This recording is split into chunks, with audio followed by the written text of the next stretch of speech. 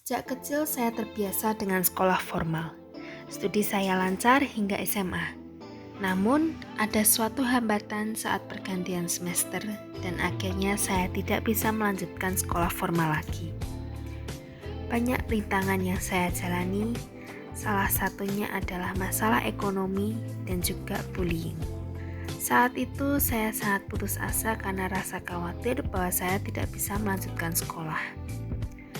Karena pertolongan Tuhan, saya bisa menemukan PKBM Piwulang Becik. Lalu saya melanjutkan kelas 11 semester 2 di PKBM Piwulang Becik. Saya sangat bersyukur bahwa Tuhan selalu ada dan menolong saya, baik susah maupun senang. Saya bisa melanjutkan studi saya dengan biaya yang lebih terjangkau. Di sini, saya bisa mengeksplor lebih banyak dalam segi minat dan juga bakat. Saat masih di sekolah formal, saya ingin menjadi dokter. Cita-cita ini terus ada sampai sebelum saya masuk ke Piwulang Becik. Sejak di Piwulang Becik, saya menjadi senang dan tertarik dengan bahasa asing setelah mengikuti ekstrakurikuler bahasa Jepang dan bahasa Prancis. Ekskul di sini lebih akrab disebut dengan student club. Selain itu, saya tertarik dalam bahasa asing karena saya juga ingin berkuliah di luar negeri.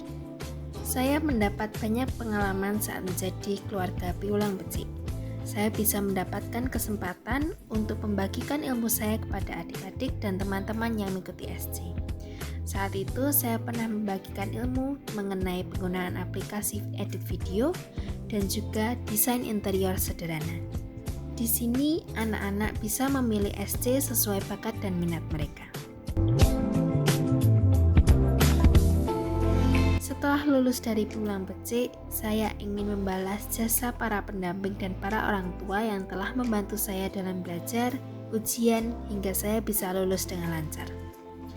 Saya sangat bahagia karena bisa mengajar, mendampingi, dan juga membagi ilmu, serta memiliki SC sendiri yaitu SC Bahasa Korea. Karena ketertarikan saya akan bahasa asing menunjukkan jalan saya kepada program studi sastra Inggris. Tidak hanya belajar tentang bahasanya, namun di sini saya bisa belajar segala hal, mulai dari grammar, writing, listening, history, puisi, dan masih banyak lagi yang dapat menunjang impian saya untuk bisa berkuliah di luar negeri. Saya ingin lulus S1 Sastra Inggris dengan nilai yang memuaskan dan juga cum laude. Setelah saya lulus dari S1, saya ingin melanjutkan S2 di luar negeri dengan beasiswa full sembari bekerja. Dan saya mempunyai impian untuk lanjut ke S3 dengan beasiswa.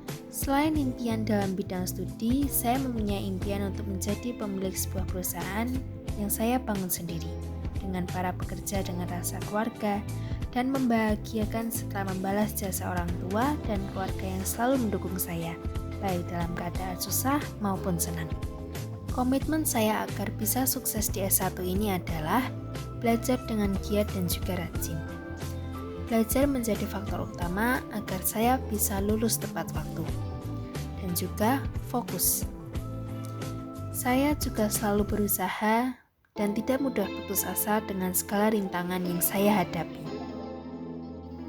Saya berusaha untuk rajin mengikuti kuliah agar tidak tertinggal mata kuliah dan selalu bisa memahami materi yang diajarkan. Saya juga berusaha aktif di kelas agar dapat meningkatkan rasa percaya diri dan meningkatkan kemampuan berkomunikasi yang baik dan benar, dan juga mengumpulkan tugas tepat waktu. Belajar untuk lebih bisa membagi waktu juga mendukung agar studi saya bisa sukses. Saya memanfaatkan waktu dengan kegiatan yang positif dan mendukung. Dengan membaca buku, mengerjakan soal-soal bahasa Inggris, berlatih TOEFL, IELTS, dan tidak sekedar mendengarkan musik, namun juga mempelajari maksud dari lirik yang didengar. Kesehatan juga menjadi faktor pendukung saya agar bisa sukses menjalani kehidupan S1 ini. Jika hanya terus-menerus mengerjakan tugas tanpa memperhatikan kesehatan, juga akan berpengaruh buruk terhadap rencana studi ke depannya. dan yang pasti selalu berdoa dan bersyukur kepada Tuhan. Saat senang maupun sedih, saya selalu berdoa seperti bercerita kepada Tuhan mengenai semua yang saya hadapi. Saya sangat yakin bahwa Tuhan akan selalu ada di dalam diri dan selalu membantu walaupun mungkin pertolongan itu berasal dari orang lain, sehingga kita tidak menyadari bahwa Tuhan selalu bekerja untuk kita. Terima kasih.